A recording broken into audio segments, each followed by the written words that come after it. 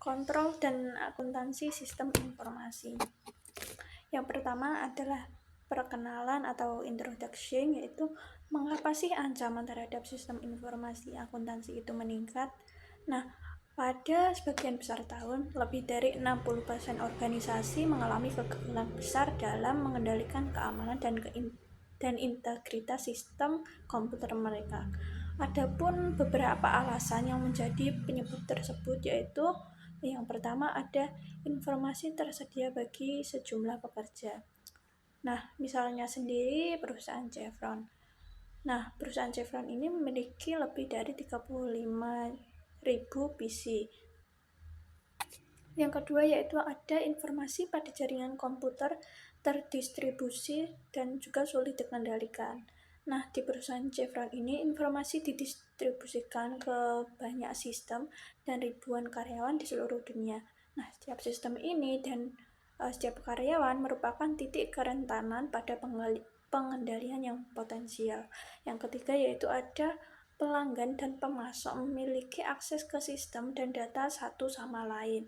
Misalnya Walmart. Walmart ini mengizinkan vendor untuk mengakses basis data mereka. Bayangkan masalah kerahasiaan saat vendor ini membentuk aliansi dengan pesaing Walmart. Nah, adapun organisasi belum melindungi data secara memadai karena beberapa alasan. Yang pertama yaitu ada beberapa perusahaan memandang hilangnya informasi krusial sebagai ancaman yang jauh dan tidak mungkin terjadi. Yang kedua ada implikasi pengendalian dan perpindahan dari sistem komputer terpusat ke sistem berbasis internet sebelumnya belum sepenuhnya dipahami. Yang ketiga, banyak perusahaan tidak menyadari bahwa informasi merupakan sumber daya yang strategis dan bahwa melindunginya harus menjadi persyaratan yang strategis. Kemudian yaitu tekanan produktivitas dan biaya motivasi manajemen untuk mengabaikan tindakan pengendalian yang memakan waktu. Yang selanjutnya adalah tinjauan umum konsep kontrol. Kontrol internet atau kontrol internal adalah proses yang diterapkan untuk memberikan keyakinan bahwa tujuan pengendalian berikut akan tercapai, yaitu yang pertama melindungi aset, menyimpan catatan secara cukup perinci dan melaporkan aset secara akurat dan adil, memberikan informasi yang akurat dan dapat diandalkan, menyiapkan laporan keuangan sesuai dengan kriteria yang telah ditetapkan, kemudian mempromosikan dan meningkatkan efisiensi operasional perusahaan, mendorong kepatuhan terhadap kebijakan manajerial ditentukan, dan juga mematuhi hukuman dan peraturan yang berlaku. Nah, pengendalian internal ini merupakan suatu proses karena ia meresap ke dalam aktivitas operasional organisasi dan merupakan salah satu bagian integral dari aktivitas manajemen. Pengendalian internal ini memberikan jaminan yang wajar, jaminan yang lengkap, sulit dicapai, dan juga sangat mahal. Selain itu, sistem pengendalian internal memiliki keterbatasan yang melekat, seperti kerentanan terhadap kesalahan dan kekeliruan sederhana, penilaian dan pengambilan keputusan yang salah, pengabaian manajemen, dan juga kolisi.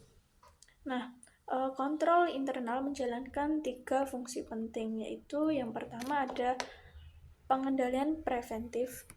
Nah, pengendalian preventif ini mencegah masalah sebelum masalah tersebut muncul, yaitu contohnya pada sebuah perusahaan pekerjakan personel yang berkualifikasi, memisahkan tugas karyawan, dan juga mengendalikan akses fisik ke aset dan juga informasi. Yang kedua ada kontrol detektif. Nah, kontrol detektif ini membantu dalam menemukan masalah yang tidak dapat dicegah. Contohnya pemeriksaan duplikat perhitungan dan persiapan rekonsiliasi bank dan neraca saldo bulanan. Dan yang ketiga yaitu ada pengendalian korektif. Pengendalian korektif ini mengidentifikasi dan mengoreksi masalah serta mengoreksi dan memulihkan kesalahan yang terjadi. Contohnya yaitu memelihara salinan cadangan file, mengoreksi kesalahan, entry data, dan juga seterusnya. Nah, kontrol internal ini sering dipisahkan menjadi 2 kategori, yaitu kontrol umum dan kontrol aplikasi. Nah, kontrol umum sendiri ini memastikan lingkungan pengendalian organisasi stabil dan juga terkelola dengan baik. Contohnya meliputi keamanan, infrastruktur, TI, dan juga pengendalian akuisisi, pengembangan, dan pemeliharaan perangkat lunak. Ya, sementara kontrol aplikasi ini berfungsi untuk mencegah, mendeteksi, mengkoreksi kesalahan transaksi dan penipuan dalam program aplikasi. Contohnya yaitu mereka berkepentingan dengan keakuratan, kelengkapan, validitas, dan otorisasi data yang diambil, dimasukkan, diproses, dan disimpan, dan dikirim ke sistem lain, dan juga dilaporkan. Saya akan menjelaskan tentang kerangka kerja kontrol. Information System Audit and Control Association mengembangkan kerangka kontrol objektif for information and related technology atau disebut dengan COBIT. Kerangka kerja COBIT 2019 menjelaskan praktik terbaik untuk tata kelola dan manajemen teknologi yang efektif. COBIT 2019 didasarkan pada 5 prinsip utama tata kelola dan manajemen. Prinsip-prinsip ini membantu organisasi membangun kerangka kerja, tata kelola, dan manajemen yang efektif yang melindungi investasi pemangku kepentingan dan menghasilkan sistem terbaik. Prinsip ini terdiri dari yang pertama, memenuhi kebutuhan pemangku kepentingan. Hal ini membantu pengguna menyesuaikan proses dan prosedur bisnis untuk menciptakan sistem informasi yang memberikan nilai tambah bagi para pemangku kepentingannya. Hal ini juga memungkinkan perusahaan untuk menciptakan keseimbangan yang tepat antara risiko dan imbalan. Yang kedua, mencakup seluruh perusahaan secara menyeluruh. Hal ini tidak hanya berfokus pada operasi teknologi, tetapi juga mengintegrasikan semua fungsi dan proses ke dalam fungsi dan proses perusahaan secara menyeluruh. Yang ketiga, menerapkan satu kerangka kerja terpadu. Kerangka kerja ini dapat diselaraskan dengan standar dan kerangka kerja lain sehingga tercipta kerangka kerja menyeluruh untuk tata kelola dan manajemen TI. Keempat, memungkinkan pendekatan holistik. Ini memberikan pendekatan holistik yang menghasilkan solusi efektif. Tata kelola dan manajemen semua fungsi TI di perusahaan. Yang kelima, pemisahan tata kelola dari manajemen. Hal ini membedakan antara tata kelola dan manajemen pengelolaan. Lalu ada tata kelola dan manajemen COBIT 2019. Yang pertama, tujuan tata kelolanya yaitu EDM, Evaluate, Direct, and Monitor. Untuk mengevaluasi strategi pilihan, mengarahkan pilihan yang dipilih, dan memantau strategi pencapaian. Kemudian, pengelolaan tujuannya yang pertama, APO, Align, Plan, and Organize, yaitu untuk organisasi, strategi, dan mendukung kegiatan untuk INT. Yang kedua, BAI, Build, Acquire, and Implement, yaitu definisi, akuisisi, dan implementasi solusi INT. Yang ketiga, DSS, Deliver, Service, and Support, operasional pengiriman dan dukungan IT jasa. Yang keempat, MEA, yaitu Monitor, Evaluate, and Assess, yang difokuskan untuk kinerja dan kesesuaian pemantauan INT. Baik, selanjutnya di sini ada the control environment atau lingkungan pengendalian atau sering juga disebut dengan budaya perusahaan.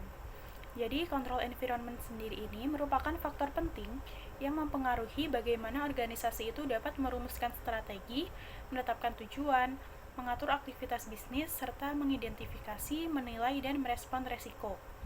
Lingkungan pengendalian ini merupakan fondasi dari semua komponen Enterprise Risk Management atau ERM. Jika lingkungan pengendalian lemah atau tidak memadai, hal ini sering mengakibatkan kegagalan dalam manajemen resiko dan pengendaliannya. Lalu selanjutnya di sini ada elemen yang membentuk control environment itu sendiri. Yang pertama ada filosofi manajemen, gaya operasional, dan selera resiko. Ini tuh bagaimana manajemen mendekati resiko dan mengambil keputusan operasional yang menunjukkan seberapa besar resiko yang bersedia mereka hadapi dan bagaimana resiko tersebut dikelola dalam organisasi.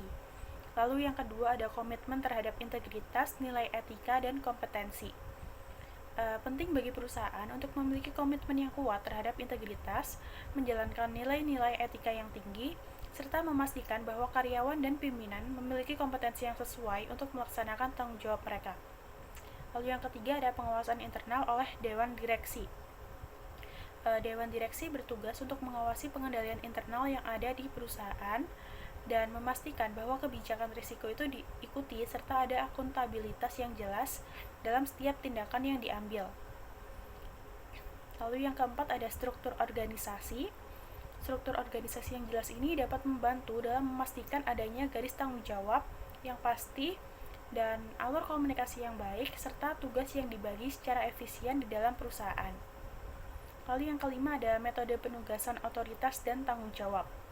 Pengendalian yang efektif membutuhkan distribusi otoritas dan tanggung jawab yang jelas agar setiap individu itu tahu perannya dan tanggung jawabnya dalam pengelolaan resiko. Lalu yang keenam ada standar sumber daya manusia yang menarik, mengembangkan dan mempertahankan individu yang kompeten. Jadi penting bagi perusahaan untuk memiliki standar yang tinggi dalam menarik dan mengembangkan karyawan yang kompeten, karena manusia adalah aset penting dalam pengelolaan resiko. Dan yang terakhir ada pengaruh eksternal.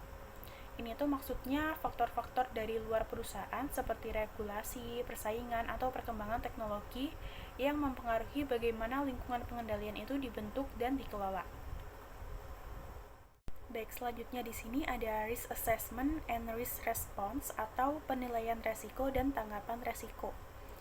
Jadi, penilaian resiko itu melibatkan identifikasi dan analisis resiko yang dapat mempengaruhi tujuan organisasi. Resiko dinilai berdasarkan kemungkinan dan dampaknya. Setelah resiko diidentifikasi, manajemen harus memutuskan bagaimana meresponnya. Nah, ini bisa melibatkan pengurangan, penerimaan, pembagian, atau penghindaran resiko. Manajemen resiko yang efektif membantu menyelaraskan operasi bisnis dengan toleransi resiko organisasi, memastikan stabilitas dan kesuksesan. Lalu, dalam risk assessment and risk response ini ada langkah-langkah utama, yaitu meliputi mengidentifikasi resiko, termasuk bencana alam, penipuan, dan kegagalan teknologi. Lalu yang kedua ada menilai resiko, seperti menganalisis resiko bawaan dan residual. Dan yang terakhir ada opsi tanggapan resiko. Yang pertama itu ada reduce atau mengurangi, atau bisa juga seperti menerapkan pengendalian untuk mengurangi resiko. Lalu yang kedua ada accept atau menerima, yaitu menerima resiko tanpa tindakan lebih lanjut. Dan yang ketiga ada share atau berbagi. Ini tuh maksudnya mentransfer resiko melalui asuransi atau outsourcing. Dan yang terakhir ada avoid atau menghindari. Maksudnya itu berhenti untuk melakukan aktivitas yang menghasilkan resiko itu sendiri. Selanjutnya akan dijelaskan oleh rekan saya.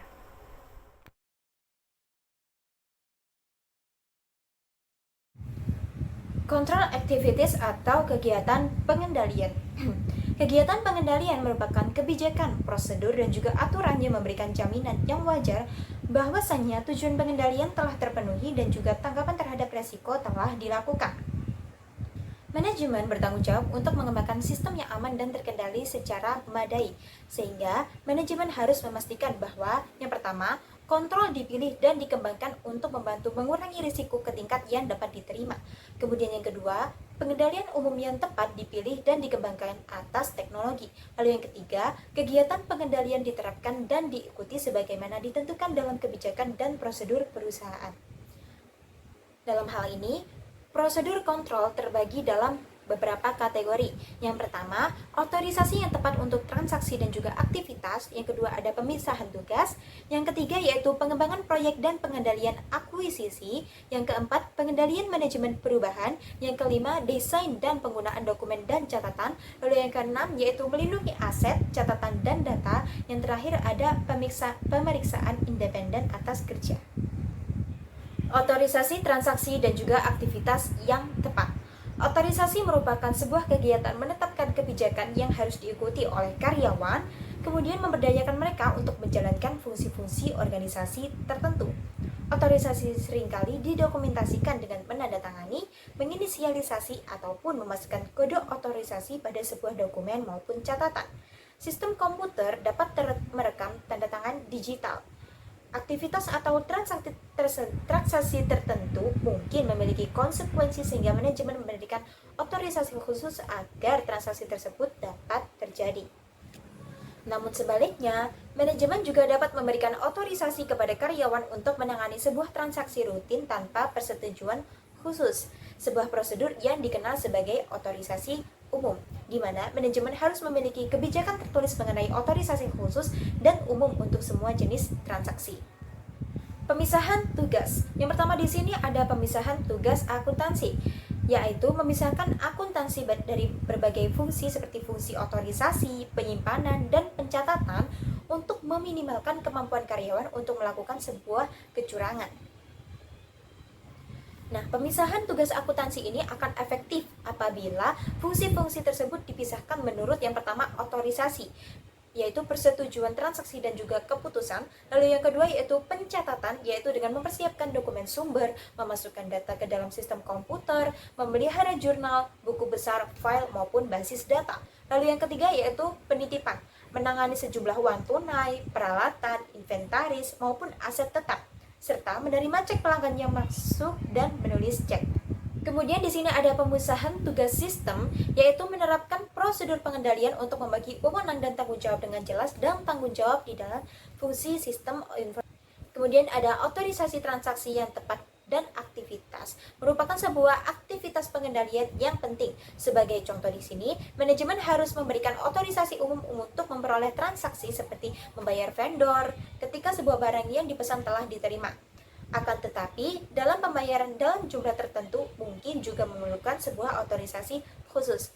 Lalu yang ketiga ada entry data atau memasukkan data. Fungsi entry data di sini bertanggung jawab untuk memasukkan ataupun menangkap data untuk semua transaksi bisnis. Kemudian ada pemrograman komputer. Pemrograman komputer dengan menggunakan desain analisis sistem bertanggung jawab untuk mengembangkan, membuat kode, dan juga menguji semua aplikasi perangkat lunak baru. Kemudian ada operasi. Operator komputer menjalankan perangkat lunak pada komputer perusahaan dan juga memastikan bahwasannya data dimasukkan dengan benar, diproses dengan benar, disimpan dengan benar, dan juga output yang dikeluarkan merupakan output yang dibutuhkan oleh produksi. Lalu yang ketiga ada fungsi penyimpanan data, di mana fungsi ini bertanggung jawab untuk menyimpan secara fisik dan menjaga hak asuh basis data, file, dan program komputer perusahaan. Yang ketiga yaitu users atau pengguna. Di sini pengguna mencatat transaksi, mengotorisasi data yang akan diproses, memiliki akses login ke perusahaan, dan juga menghasilkan keluaran sistem. Kemudian ada manajemen. Manajemen puncak di sini bertanggung jawab atas seluruh aspek perusahaan termasuk sistem informasi. Berbagai manajemen puncak yang umumnya terdapat dalam perusahaan seperti administrator sistem, manajer jaringan, manajemen keamanan, manajemen perubahan, dan juga kontrol data. Pengembangan proyek dan juga kontrol akuisisi.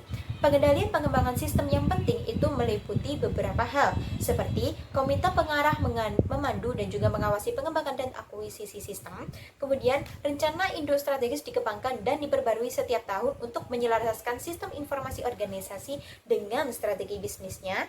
Kemudian yang ketiga, rencana pengembangan proyek menunjukkan tugas-tugas yang harus dilakukan, siapa yang melakukan, biaya proyek, tanggal penyelesaian, dan juga tonggak pencapaian proyek itu. Lalu yang keempat ada jadwal pemrosesan data yang menunjukkan kapan setiap tugas harus dilakukan. Lalu yang kelima yaitu pengukuran kinerja sistem yang dibuat untuk mengevaluasi sebuah sistem. Lalu yang keenam di sini ada tinjauan pasca implementasi yang dilakukan setelah proyek pengembangan selesai untuk menentukan apakah manfaat yang diantisipasi telah tercapai. Kemudian ada kontrol manajemen perubahan, di mana organisasi memodifikasi sistem yang ada untuk mencerminkan praktik bisnis baru dan juga memanfaatkan kemajuan IT. Lalu yang selanjutnya ada desain dan penggunaan dokumen dan catatan. Desain dan penggunaan dokumen dan catatan elektronik dan kertas yang tepat akan membantu memastikan pencatatan yang akurat dan juga lengkap dari semua data transaksi yang relevan. Bentuk dan isinya harus sesederhana mungkin, meminimalkan kesalahan dan juga memfasilitasi peninjauan dan juga verifikasi. Kemudian ada melindungi aset, catatan, dan juga data, di mana perusahaan harus melindungi uang tunai dan juga aset fisik mereka, serta informasinya. Kontrol berbasis komputer di sini juga dapat membantu melindungi aset. Selain itu, penting untuk menerapkan kebijakan dan juga prosedur yang tepat, kemudian menyimpan catatan yang akurat dari semua aset, membatasi akses ke aset, dan juga melindungi catatan dan dokumen. Kemudian yang terakhir ada pemeriksaan independen atas kinerja, yaitu pemeriksaan independen atas kerja merupakan pemeriksaan yang dilakukan oleh orang lain selain orang yang melakukan operasi asli. Hal ini membantu untuk memastikan bahwasannya transaksi yang diproses ini telah diproses secara akurat. Pemeriksaan ini mencakup beberapa hal seperti peninjauan tingkat atas, tinjauan analitis, rekonsiliasi catatan yang dikelola secara independen, lalu yang keempat yaitu perbandingan jumlah aktual dengan jumlah yang tercatat, yang kelima yaitu akuntansi entry ganda, lalu yang terakhir ada tinjauan independen. Nah, selanjutnya yaitu communicate information and monitor control process.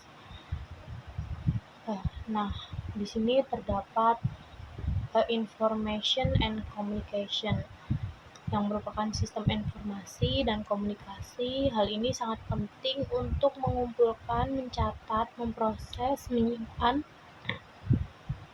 dan menukar data yang mendukung kontrol internal organisasi.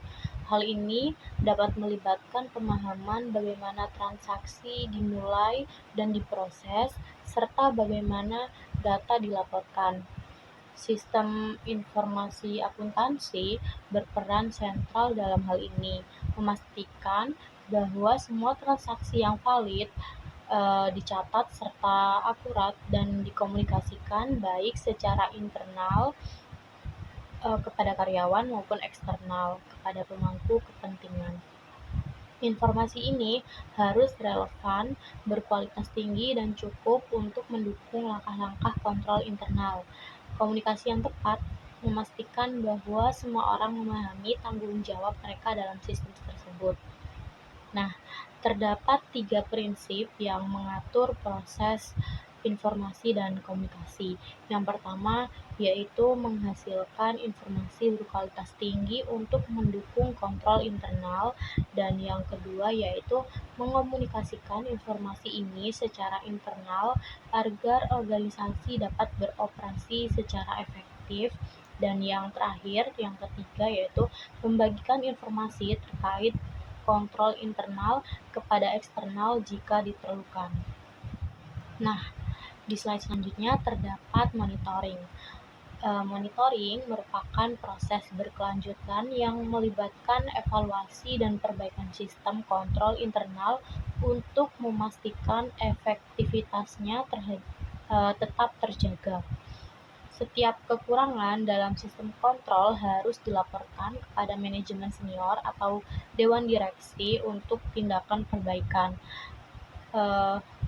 Aktivitas monitoring dapat meliputi yang pertama yaitu perform internal control evaluation, yang kedua implement effective supervision, yang ketiga use responsibility accounting system, yang keempat monitor system activities, yang keempat track use software and mobile device, yang keenam conduct period audits, yang keempat employ computer security officer and chief compliance officer, dan yang kedelapan yaitu engage forensic specialist, yang keempat install fraud detection software, dan yang terakhir yaitu implement a fraud hotline.